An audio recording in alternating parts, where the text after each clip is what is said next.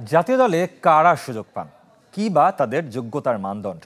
বিপিএলের সর্বোচ্চ রান সংগ্রাহক নাঈম শেখ কিংবা অলরাউন্ডিং পারফরমেন্সে আসর সেরার কৃতিত্ব গড়ে তোলা মেহেদী হাসান মিরাজকে বিবেচনায় রাখা হয়নি, অথচ অধিনায়কত্বের গুরুদায়িত্ব কাঁধে পাওয়া লিটন দাস কিংবা নাজমুল হাসান শান্তর পারফরমেন্সে নেই বলার মতো কিছুই। কেউ বা এগোতে থাকেন সৌভাগ্যের পরশ পাথরের ছোঁয়ায়, আবার কারো কপালে দুর্ভাগ্যের অমানিসা। বাংলাদেশ ক্রিকেট দলে সময়ের সাথে সাথে জায়গা পাওয়া না পাওয়া ক্রিকেটারদের তালিকা দেখলে এমন অনুভূতি হবার কথা।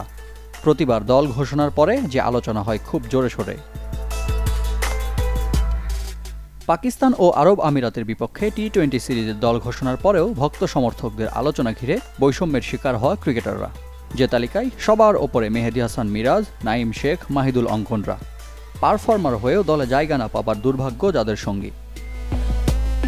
মুদ্রার ঠিক উল্টো পিঠে আছেন নাজমুল হাসান শান্ত কিংবা নতুন অধিনায়ক লিটন দাসের মতো ক্রিকেটাররা।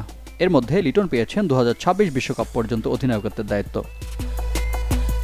বাংলাদেশ জাতীয় দলে টি-20 স্কোয়াডে জায়গা পাবার পূর্ব শর্ত কি? দেশের ক্রিকেট ভক্তদের মনে এখন এই প্রশ্নটিই বেশি ঘুরছে, যার প্রমাণ মিলছে সামাজিক যোগাযোগ মাধ্যমেও। বাংলাদেশ প্রিমিয়ার লিগ বিপিএলের সবশেষ আসরের 3 সেরা পারফর্মারের কারো জায়গা না হওয়ায় প্রশ্ন উঠেছে সবচেয়ে বেশি। বিপিএলের সর্বোচ্চ রান সংগ্রাহক, আসর সেরা কিংবা সবচেয়ে দুর্দান্ত ফিনিশার সবাইকেই বিবেচনার বাইরে রেখেছে নির্বাচকরা। 14 ম্যাচে 511 রান করা নাঈম শেখকে ভাবা হয়নি যোগ্য ওপেনার। মেহেদী হাসান মিরাজের আক্ষেপটা আরও বেশি। ব্যাটে বলে দুর্দান্ত বিপিএল কাটানোর স্বীকৃতি হিসেবে পেয়েছিলেন আসর সেরার খেতাব। এরপর লাল বলের ক্রিকেটেও দলকে দিয়েছেন অসাধারণ পারফরমেন্স, অথচ বিবেচনায় আসত না এর কিছুই।